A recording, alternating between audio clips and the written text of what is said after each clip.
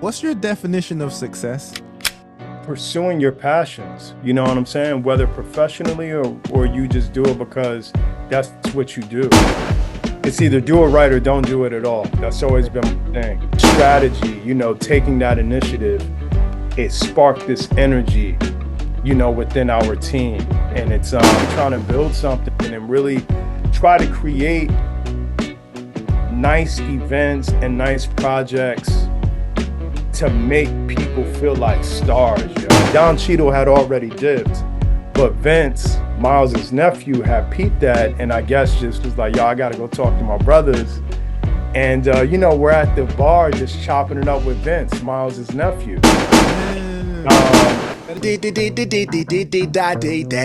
Welcome to another episode of the Cymarshall Law Show, where we stay true to ourselves and never conform, and where we dive deep into the minds of the movers and shakers in music, mental health, and personal development. I'm your host, Cymarshall Law, and today we have a very special guest who's been instrumental in shaping New Jersey hip-hop. Our guest today is none other than Rodney Coursey, the founder of Garden State Hip Hop. From launching his brand in 2009 to producing sold-out shows at the biggest venues in Asbury Park, Rodney has been at the forefront of the New Jersey hip-hop scene. His journey has been a testament to the power of passion, perseverance, and the pursuit of dreams. Rodney's work has not only earned him recognition as a pioneer of the new generation of New Jersey hip-hop, but has also led to collaborations with nationally recognized figures and major brand sponsorships. His story is one of growth, resilience, and relentless dedication to his craft. In today's episode, we'll be diving deep into Rodney's journey, exploring his experiences, challenges, and triumphs.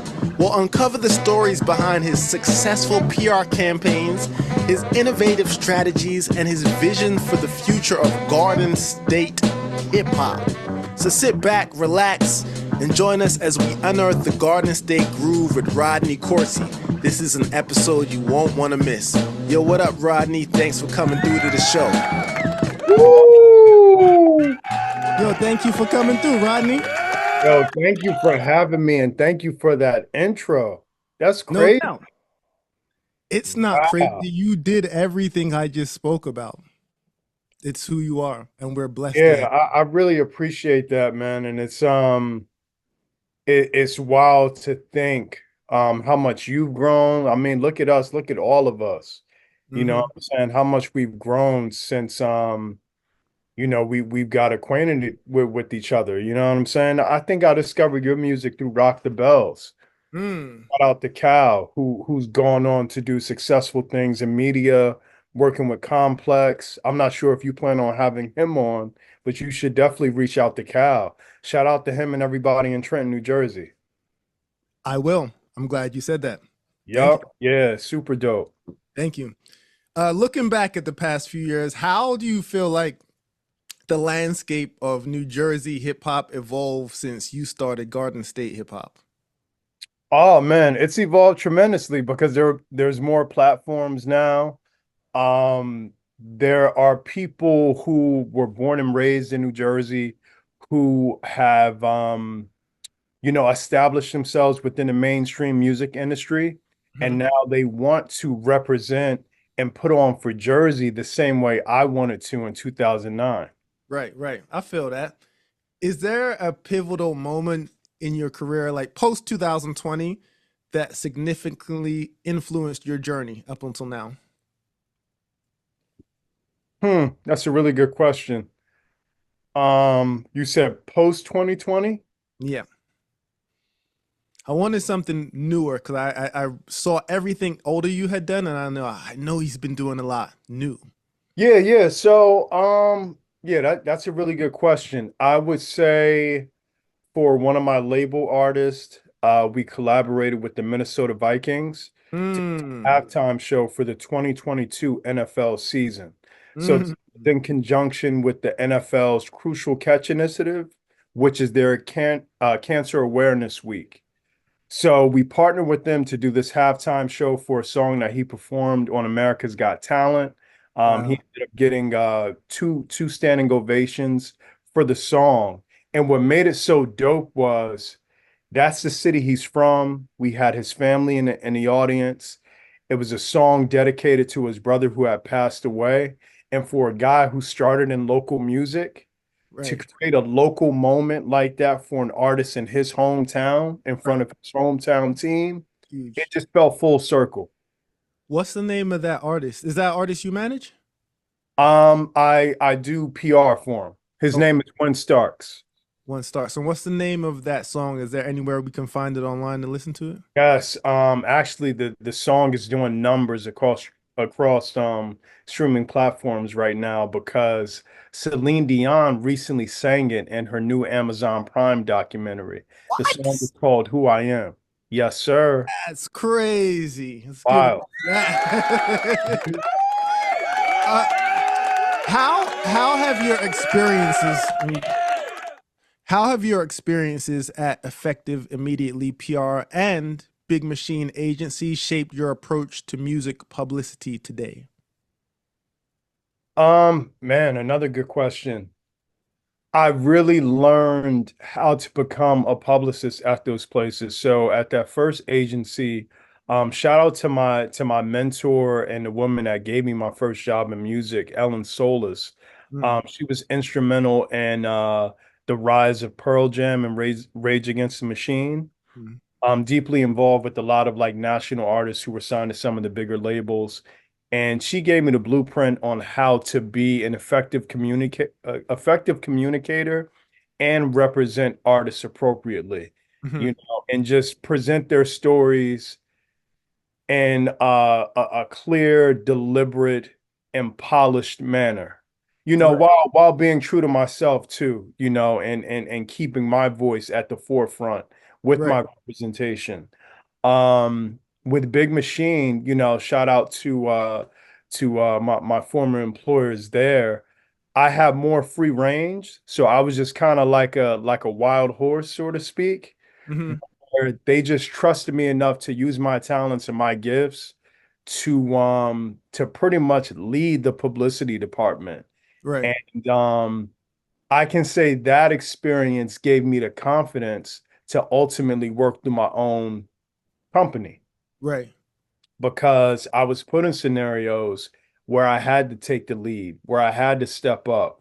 I had to lead strategy meetings. You have multiple artists and you have to take them to these New York Fashion Week events, and my bosses aren't with me. It's just me. You know what I'm saying? Right. So not only representing myself in the company, but also being able to think on my feet and just hold it down, and you learn things about yourself when you're put in certain scenarios, Mhm. and it just gave me a confidence that I don't think I had until I got that opportunity to really step up and challenge myself in those ways. Understood. Do you look for artists to do PR for, or do they generally find you? And do you only do PR for music artists, or do you do PR across the board for anything that needs public relations? Yeah, so for the first part of that question, it's a combination of both. I have a pretty decent reputation throughout the industry, so a lot of work finds me, Mhm. thankfully. But I do a lot of cold outreach, whether it's an artist I'm interested in, a brand I'm interested in. I may say, hey, this is who I am, these are my services. And just telling them who I am and making that connection. Right, If it makes sense to collaborate in any way, we'll do it. If not, it's cool. right. I just like to build new relationships with people. Hmm. Um, and in terms of clientele, since I've been on my own, I've represented everyone from music artists to authors to I did a project with a tech company. Mm. I've represented Golden Globe winning actress Regina Taylor. That was a really cool Okay. campaign. So since I've been on my own, my attitude has been if I'm feeling the story and the person, of course, and think I can really represent them and put them in the best possible scenarios to thrive within the media space, we can try to make something happen. I love to hear that. So you've been recognized by NewJersey.com and Billboard Magazine, among many others. How have these recognitions impacted your work and your influence in the industry? It's definitely given me more credibility, right? Mm-hmm. That's the power of positive press. More credibility. I've become somewhat of like I guess it's funny, thinking about the whole concept of an influencer now. I guess that's what I was back in 2009 as a blogger. Mm-hmm. So you have kind of like this online presence, or you're like online famous in a sense. So of course you get more attention in that sense. Um, but I would say more than anything, just a credibility piece, and people that have kind of like watched me evolve and grow. It's given me, just people have a lot of respect, Right. and I appreciate that because everything I've done, and the peaks and valleys, and just the challenges of trying to pursue, your quote unquote dream, man. It's tough, I already know. and I'm proud of how far I've come. Well, New Jersey's proud of you. Yeah, for sure. Appreciate that. Can you share a story about a PR campaign that you led, which challenged you and pushed you out of your comfort zone? Man, I would say, over the past 3 years working with Win Starks, who's a pop singer, Mm. and I initially got into the business to be a voice in hip hop, but like they say, when you do good work, you get more work. And then some of the opportunities started presenting themselves in different spaces. Right. I love to hear that. And I like to embrace those challenges. And I just think I never wanted to be put in a box, especially as a professional in entertainment. And I felt like at times, at different points, I would be like pigeonholed as like an urban music publicist. Mm-hmm. And Mm. to me, I've always kind of viewed that as a little insulting. Like I'm a publicist. I can work with anyone. It Right. doesn't just have to be hip hop or R&B. Right. So just some of the progress and strides we've made as a team, working with Win, um, have been awesome, man. And just so many experiences, such as working with the Minnesota Vikings. In February, we did the national anthem with the Brooklyn Nets. Um, so just really just doing a lot of dope stuff, that I didn't think I would be doing. You know what I'm saying? But when you're passionate about something, you're passionate about a project, you have a great team, and everyone is supportive of each other. We just find ways to make things happen. And I'm grateful to be leading the charge on a lot of these initiatives. Gotcha. Can you think of what's the most daring thing you've ever done in your career and how did it turn out? Hmm, man. I mean, I can honestly say taking my first job for the salary that I was offered. Mm. And I want younger people to hear this, that depending upon your role within the music industry, man, a lot of these jobs are very low paying.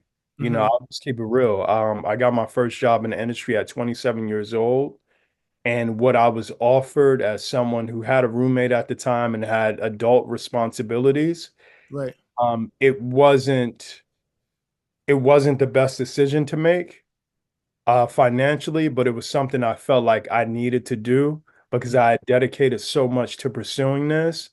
And I felt like it was my only shot.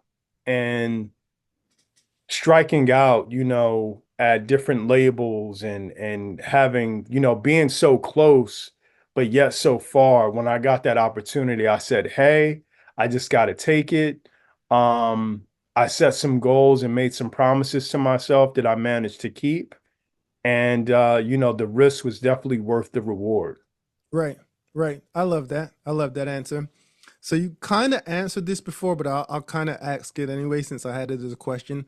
How do you navigate the challenges of racial stigmas in the hip hop industry, and what advice would you give to upcoming artists facing similar challenges? It's tough to approach when you're the only person in the room and you almost are concerned that with you just like expressing yourself, you may offend the wrong person and it could put you in a weird position professionally. You follow Right. me on that? I am. I am. I Yeah. understand. So it's kind of weird. Can you repeat the question? Because I want to give you an answer, but I'm trying to find a way to put it together. I'm sorry. No, no, it's all good. Yeah.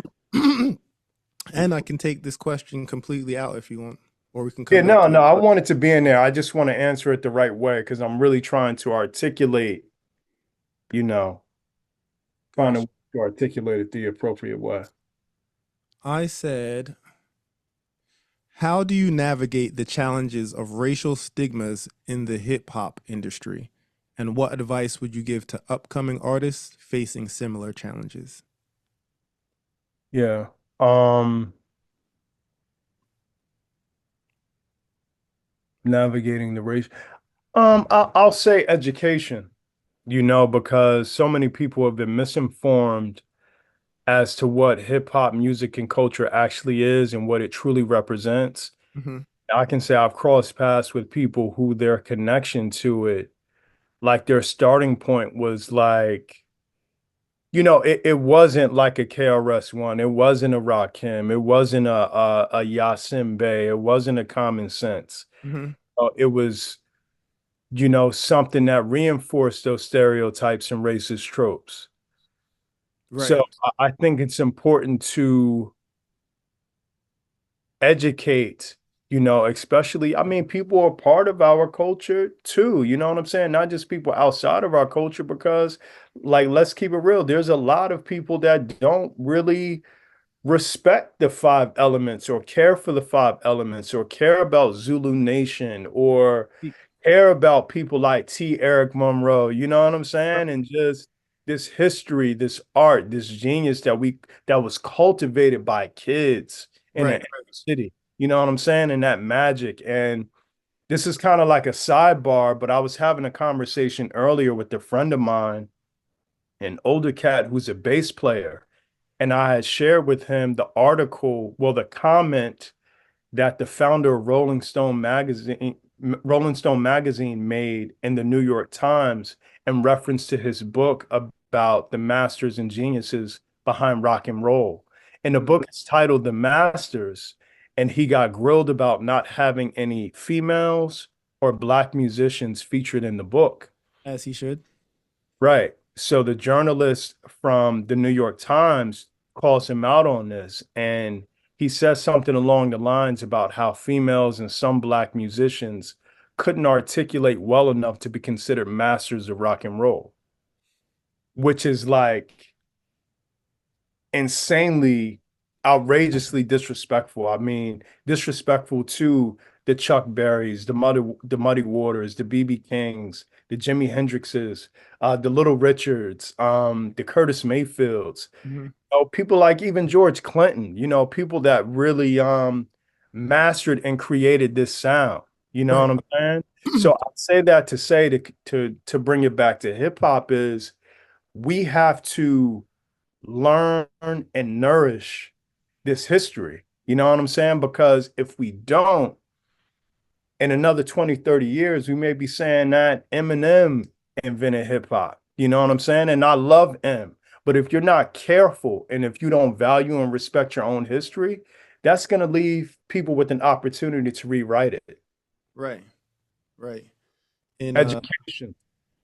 50 years, they might try to say Martin Luther King was a white guy. Facts. Um, what is the most innovative or unorthodox strategy you've used in your role as a publicist for any type of act? Wow, that's another good question. The most unorthodox. Hmm. Damn, that's a really good question. You got me thinking right now. So my goal with these interviews that I do is to make sure my interviews are not the same as anyone else's. So Yeah. Well, you're doing a great job. Um, I would say I think I wouldn't necessarily call this unorthodox. I think it was very like it was very strategic. So going back to, Win Starks, we've had some challenges, landing some some bigger national TV opportunities, right? Performances. So I, as a sports fan, just said to myself, hey, maybe we can collaborate with some sports franchises to perform at one of their games or like a halftime show because we're talking about, for the most part, billion-dollar franchises with huge diehard fan bases, and we're still getting them in rooms with more than 15,000 people. right, No, so from that one opportunity doing a halftime show with the Vikings of the NFL, that motivated and inspired his label to tap into their resources. So he's done everything, the NBA, MLB, MLS, you know what I'm saying? And it's just right, created like this firestorm of opportunities connecting his music with sports fans. And right, then there's records in his catalog that really align with like the whole sports culture. right. So it's a really dope idea. And it's that strategy, taking that initiative, it sparked this energy, within our team. And it's really been very, very effective. I love that answer. I love that answer. How do you balance your various roles in the industry, and what strategies do you use to like stay organized and just stay motivated? Yeah, well, I mean, the motivation part is kind of easy because I'm just naturally a creative person. Like I live to create. Um, and even if I wasn't doing it professionally, I would be creating to some capacity. Mhm. Um, I think with being like organized is, I mean, I try to practice like block scheduling. I've read a lot of stuff on that. Obviously, and just those morning rituals, you try to, have your smoothie, get a nice workout in, stretch. Maybe I love to go Wait, for. sorry to stop you. For someone who doesn't know what block scheduling is, like me, what is it? Oh, so I mean, it's like, so let's say I'm looking at my planner right now. So like maybe like 6 to 9 is like my mind, body, and soul time, Hmm. is what I've designated that as. So that could be whatever I want to do. It has to be something for my mind, body, and soul, whether it's going to the park to exercise, going for a jog, go sitting at the beach. That's that window. And then from 10 to 12, my most important task for the day gets done. So those are taken care of. So just being strategic with how you're using that time, you know what I'm Right, saying?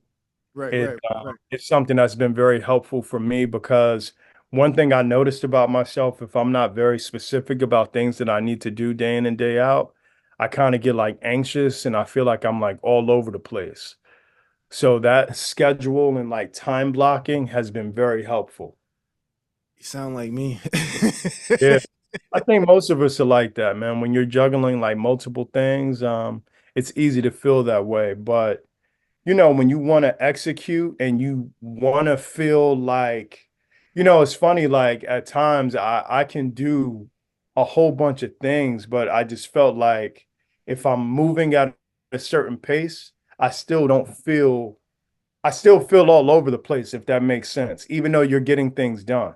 It does. So for me, as long as I have a clear picture in my head of what I want to accomplish, I kind of feel like I can accomplish anything. But if I have 19 pictures in my head is kind of hard. It's the same way I am when I write a rhyme. If I have a clear idea about what I want to write a rhyme about, it's easy. But if I open the pad and I don't know what I want to write about, it's kind of hard. Yeah.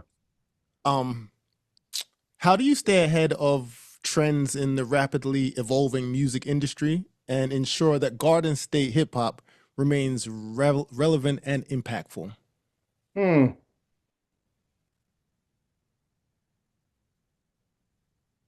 Well, I mean, I try to go out. I still try to go to a lot of shows and a lot of events. Like I had the opportunity to hear Mark Echo, another Jersey guy who you should try to have on your show. Maybe T Dot can help you facilitate that because that's how I met Mark. Okay. Just so that event was at the Bowery showroom in Manhattan, and just tapping in with the younger cats that are running that, learning about some of the latest fashion trends and what the younger people, kind of like who I was in '09, what they're listening to. And just also, man, social media as well, like it's such a cool time in music with all the technology that younger people have and the type of platforms that they're creating to just put people on to stuff, and the way they're doing it is so fun and creative. Like I came across a page of a guy, it's like just a music Instagram, and he's somewhere in Europe, and maybe you've seen it, like who'll ask somebody what's their favorite song right now, and then Right.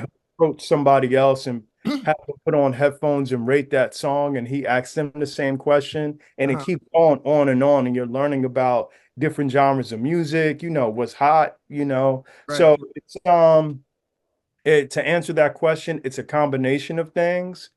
But for me, it's always just been being a part of the culture.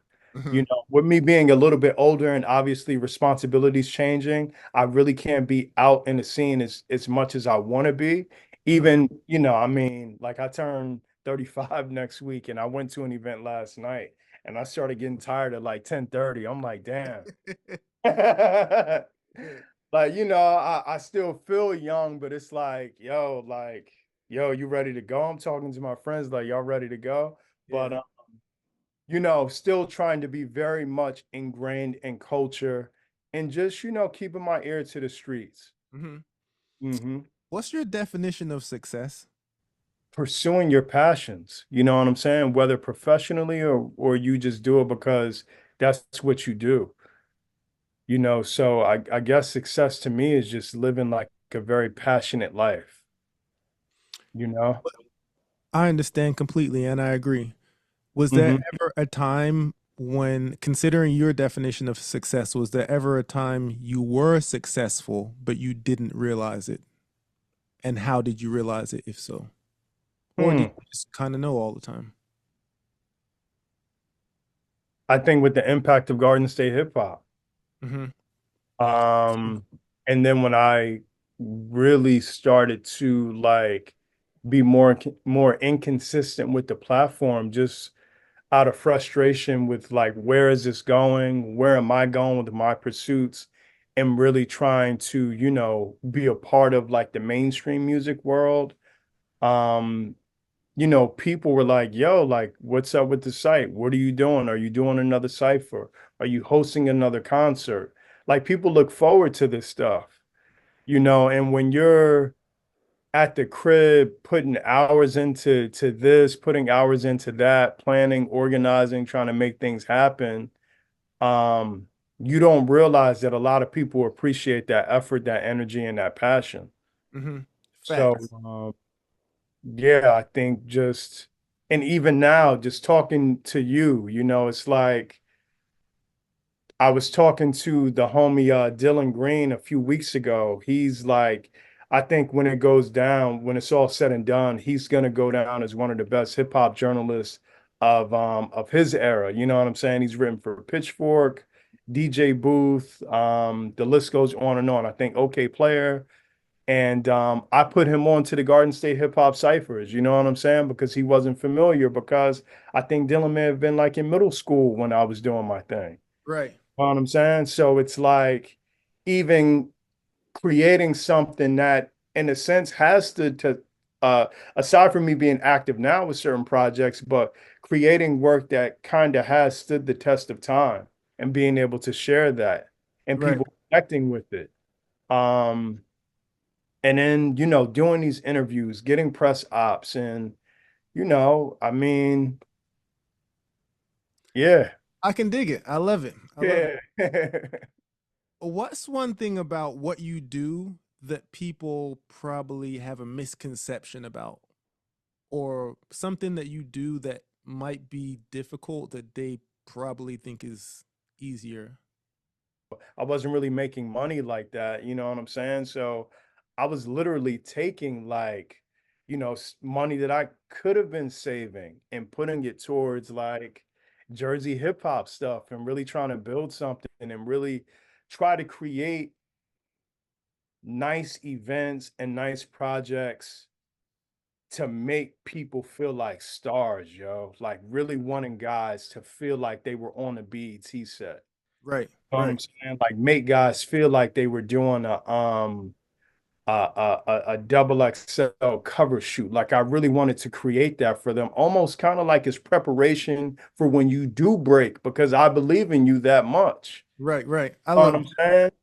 And then like years later, when I ended up going to those spaces and being on those sets, I'm like, damn, like yo, I was doing this. Like I was doing this before it kind of, Right, people started doing it at this level, So, and, it was just me like caring, and without knowing that what I was trying to create, I was functioning as kind of like an industry professional right. without really knowing it, just really trying to do right by people. Mm. Do you like? I get this sense, but I could be completely wrong. Do you incorporate spirituality into anything that you do as far as your PR work? Um, well, I think naturally I'm a spirit soul individual. So I think naturally there is something there. But I'm kind of like engaging with a lot of spiritual practices and different things like that now, just to like I'll say this, I've always kind of felt like I've had like this spiritual religious tug, and now I'm beginning to embrace that part of me and Mm-hmm. I try to educate myself and understand different things. Like recently I hosted like a small intimate hip hop wellness workshop. We did some yoga, we did like some sound bowl healing and some other stuff. I definitely, when I do the second one, I definitely would like to have you a part of it. I'd love to be a part of it. So, nothing specifically, but I do identify as kind of like a spirit soul individual. So I think naturally there's something there. There is. Mm, thank you. I can sense it. I can sense it, brother. Let me see what we got here. What's the most rewarding part of your work? Man, it's just you know, connecting with like-minded souls, seeing ideas become reality, and just like executing plans and just seeing people shine, man. You know what? Your answer before this, when you said the set was like what you wanted it to be, then you actually ended up on the set. That's what prompted my spirituality question, because when I meditate, I have to visualize kind of what I was saying I was doing earlier. I have to see it in my head, and a lot of what I do is like almost like fake it until you make it. So you building that set and then it actually kind of getting to where you wanted it to be. I was like, oh, I wonder if he's a spiritual guy, and he kind of like saw that before it happened. So Yeah, that's interesting. yeah, if I you guess yeah, I mean, I guess in a sense I did, yeah, right? Yeah. yeah, and I think that if you focus on it more, you might find that you have the gift for it, because you it sounded like you did that almost unconsciously. But if you know, you might hmm and all types of things happening because I feel like you might be that type of guy. Yeah, thank you. No doubt, no doubt. Is there anything? So before I'm gonna get into some easier questions, but before I do that, is there anything that you want people to know about you or what you do or Garden State Hip Hop or what you have coming up? Just anything that people need to know about you. In reference to Garden State Hip Hop, I just want people to know that more content will be coming. Volume 1 and 2 of the First Verse live performance series is available.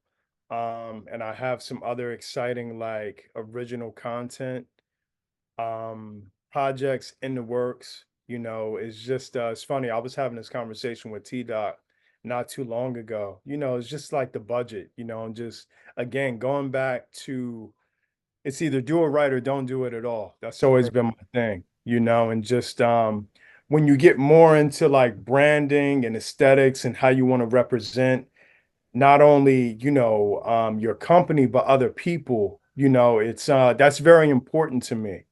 And you know, good things and things that are important to you, they take time. So I can say the direction I'm taking Garden State Hip Hop is just really telling more compelling stories through original content.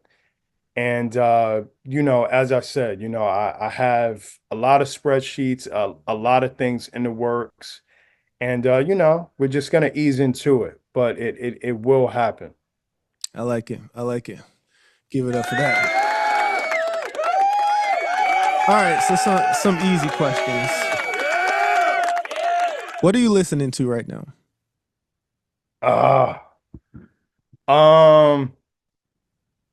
All right, so if we want to talk about hip hop right now, No, it doesn't have to be hip hop. oh, it doesn't have to be hip hop. All Could be right, so classical, could be an audiobook. Just what are you listening okay, to? dope. You know, if I want some dance grooves and some nice vibes, I may put on some K Tronada. Hmm. Um, Patronata, you saying? spirituality, yeah. I'm a What? big, What's huh? Patronata? I don't know anything K about it. K Tronada, Oh, K-Tronata. Tell me yeah. about it. K Tronada's dope. I think he's Canadian. I Uh-huh. believe so. Um, and it's just, I mean, it's like a little bit of house, a little bit of funk, a little bit of electronic, like you know, he's a producer, DJ. Um, and it's just dope, man. And to me, I think he's gotten to the point in his career where he's just linking up with all his favorite artists, like past and present. You know what I'm saying? What K-Tronata song should I play at the end of this show? I'll tell you right now. Give me some heat. So they say, not only was it a dope interview, I heard this dope ass song Rodney hit me up and told me about. All right.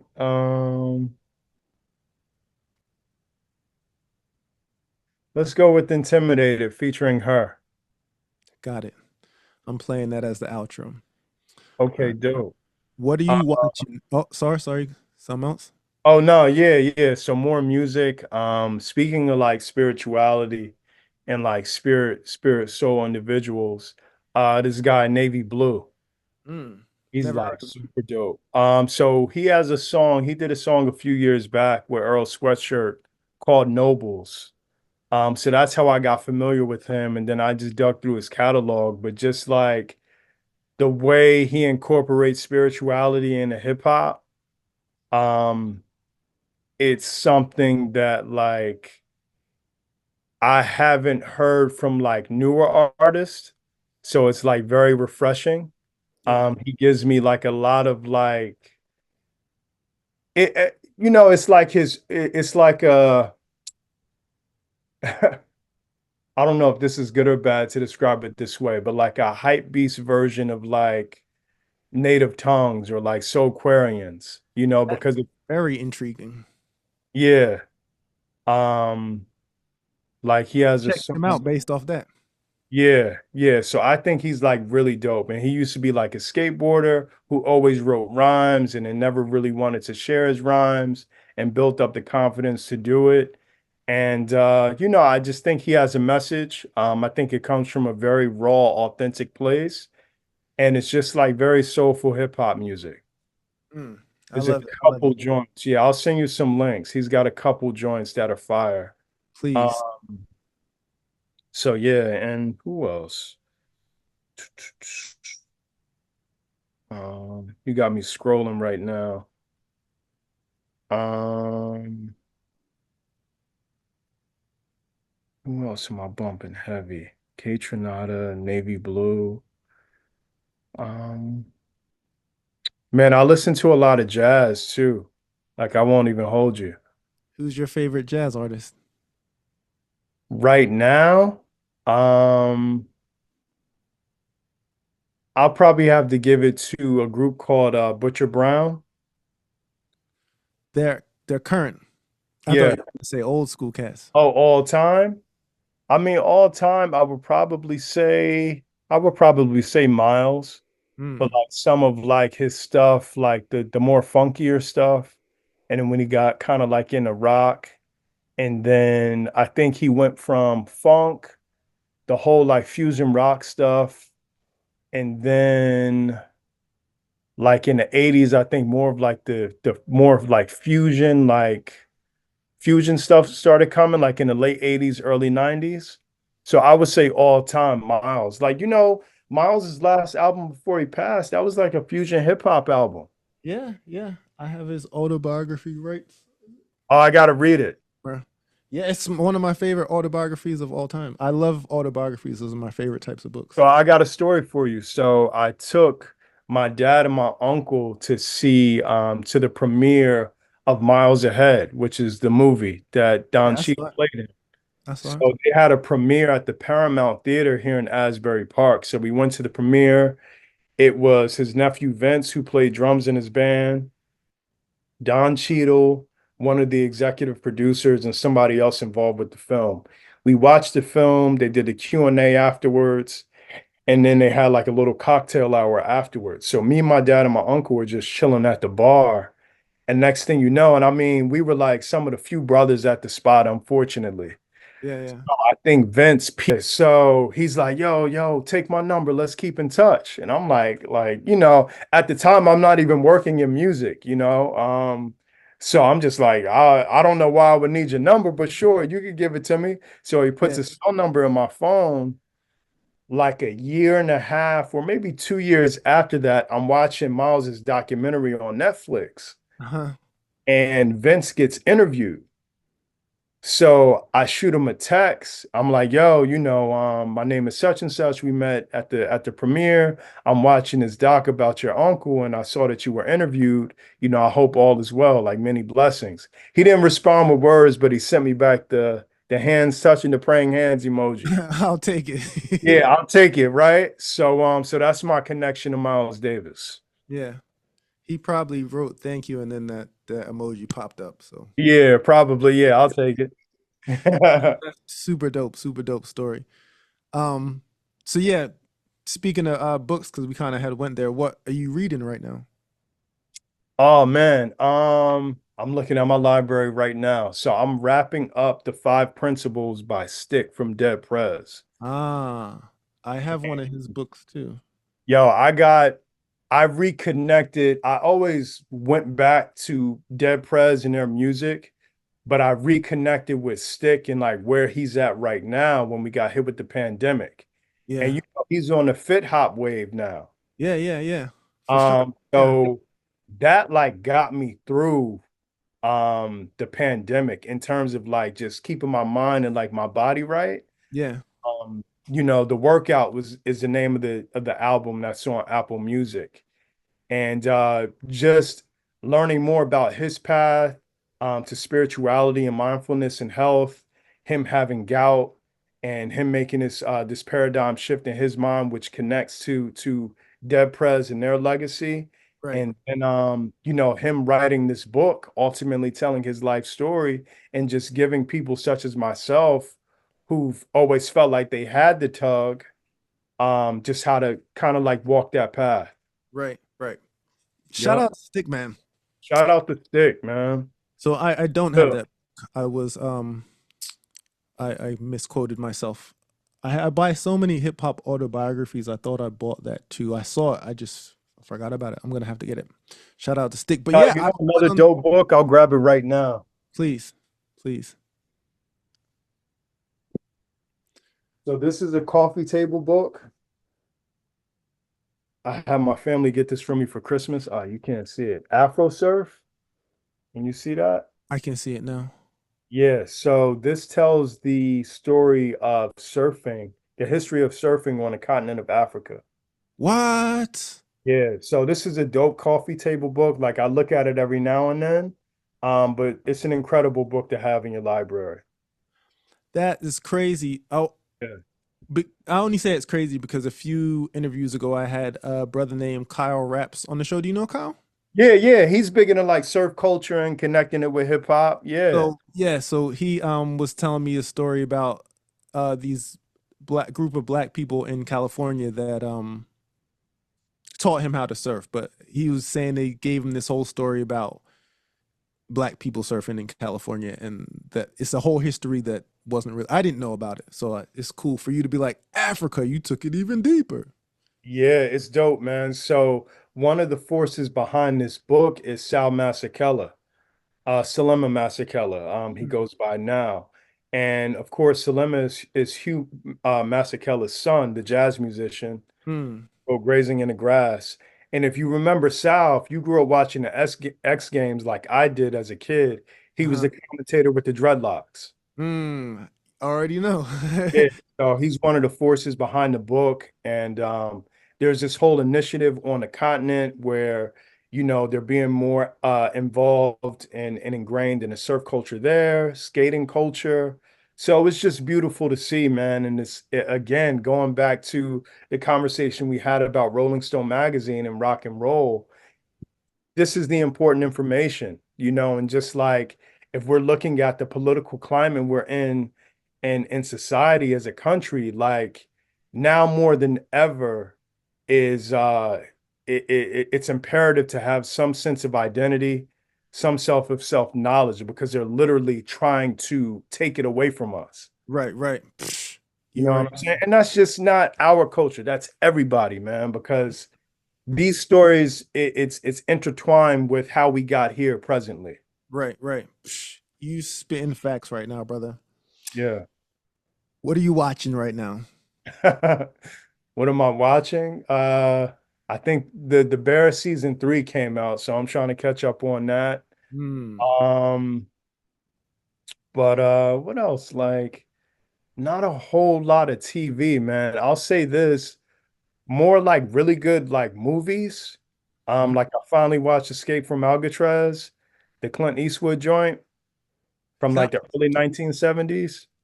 I think I remember it.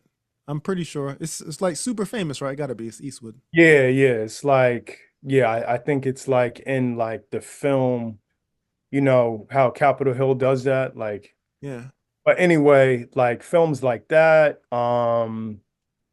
I'm getting into samurai culture, so I watched a movie I've recommended to a lot of friends called 13 Assassins Mm. remake, and it's a samurai movie, and I compare it to 300 in a sense where it's like a small group of 13 samurais, evil dictator taking over territories, but this one like badass samurai assembles this team, and the evil dictator's like main enforcer, they came up in the ranks together.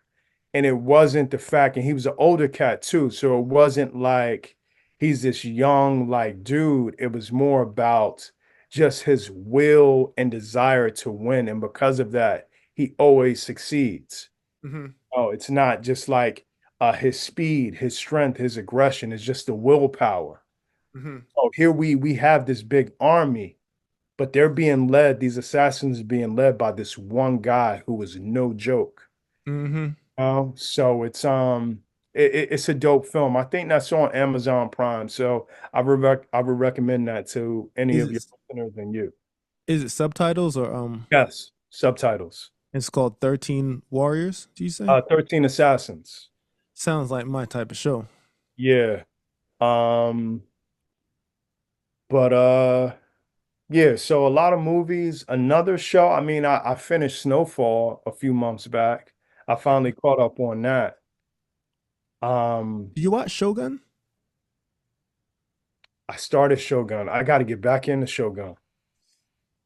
It's that show. And I really like it, but just making time for TV and stuff, I got to get back into Shogun. Yeah. Yeah.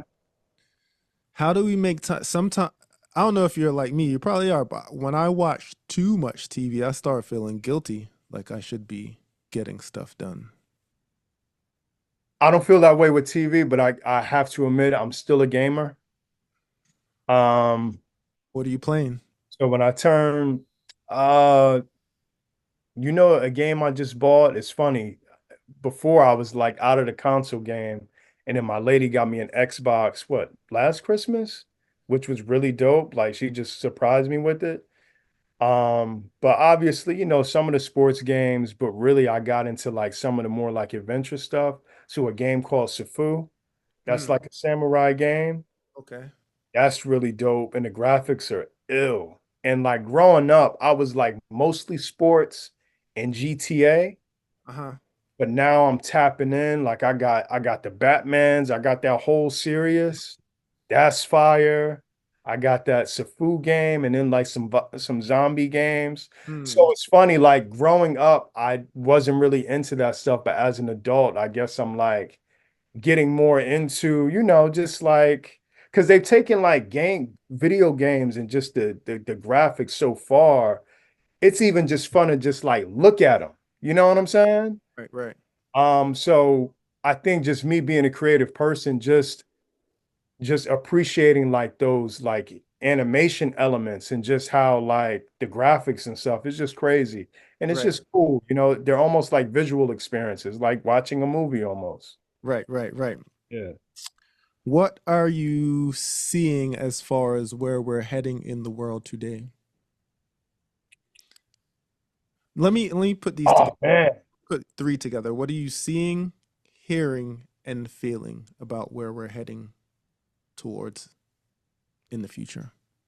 I'm seeing more and more division. I'm hearing more noise. It's just noise. It's just a lot of noise. Hmm. And you said feeling. Yeah. Um, I mean, naturally, I'm an optimistic, and then I can be very idealistic at times. I don't want to say fearful because I'm not fearful, but I'll say that there is a sense of fear because as things continue to happen, we realize how many foolish people we have in the world, and that's scary. Mm. That's like the scary thing is just like people just don't want to think and be practical or think critically about things. It's just like so that in itself is very scary. And me, as someone who's naturally been very passionate about a lot of socio-political issues and just always like touched me a different way. I've tried to really compose myself and keep those emotions in check because at times I wasn't very practical. I was just having a conversation with a friend the other day. I was the guy, if I saw something online, I'm arguing with the stranger in a Facebook or a Twitter thread for like a half hour. Right. You know what I'm saying? Yeah. But I don't, that's all energy, and Right. just knowing the things I've been able to accomplish in my life, I can put that energy towards more constructive things. So, for example, when we were hit with everything related to George Floyd and the social unrest, I partnered with the local police department where I live to create an after school program to help improve relations between youth that live in that particular neighborhood, the parents, and local law enforcement. I had to hit it. Yo, Rodney, this is big orange applause button, and I can't help it. Every time I hear you say I'm hot, I gotta be like, Appreciate that. So it's like I'm gonna be collaborating with the Phoenix, which is a nonprofit organization that prioritizes mindfulness and wellness for people in recovery, whether it be substance, substance abuse, alcoholism, so on and so forth, for like a music and wellness summit. Mm. You know what I'm saying? Where we're going to have panel discussions, keynote speakers, and live performers whose art, embodies a lot of those principles and the ethos of the Phoenix, if you will. Right, right. So just putting my energy into those things to be, not to sound corny and cliche, to be that change you want to see in the world. You know what I'm saying? So based on everything you just asked me, that's kind of like where I am. Like, how am I spending my time? Where am I putting this energy? How am I leveraging my resources and my relationships to do something positive? Right, right. I love it. I love it.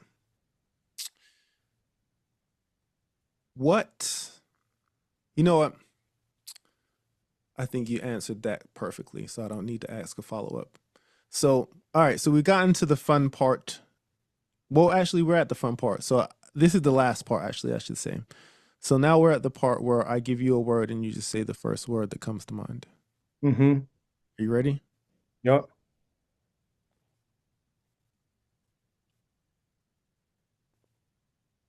Light.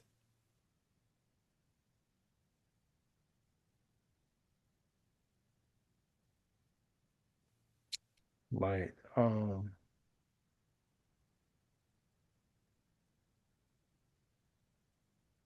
Shine. Black. Powerful. Universe.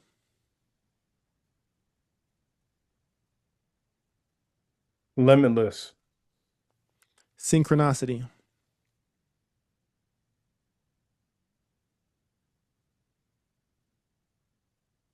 Fellowship. Flat Earth.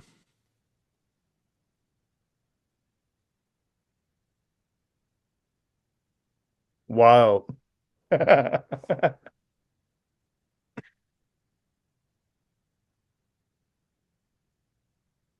Tsunami.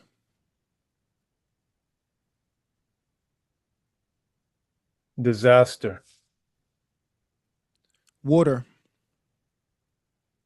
Essential. Love.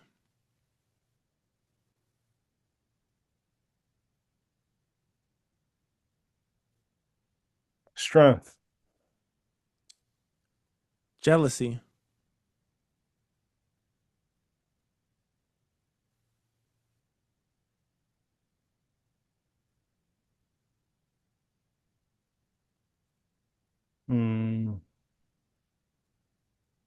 Evil. And lastly, New Jersey. Oh. I love it. I love it. I love it. I love it. Yo, give it up for Rodney Coursey. Yo, my brother, this has been one of my favorite interviews. I appreciate you from the bottom of my heart. I know you had a lot of things to do. You could have been anywhere in the world tonight, but you were here with me. So I appreciate you, brother. Thanks for having me, man. This is like one of the best interviews I've ever done too, man. And it just, it felt good to finally talk to you and connect this way and just have a conversation, man. And it just felt so natural and so easy. Yo, thank you, brother. Thank you. Sounds good. We'll have to connect after this. I'm gonna end the meeting now, but let's chop it up for a bit before I let you go for the day. But Sure. my name is Cymarshall Law. He is Rodney Coursey. We represent New Jersey. We love y'all. Peace, love, and positive. Wait. Where can they find you, Rodney? Good thing I remembered. At Rodney GSHH on Instagram, www.gardenstatehiphop.com, of course. At G State Hip Hop on Twitter, you can follow that page, and at Garden State Hip Hop on Instagram as well. Boom. Cymarshall Law, he's Rodney Coursey. We love y'all. Peace, love, and positive energy. And we out like that. Peace. Peace.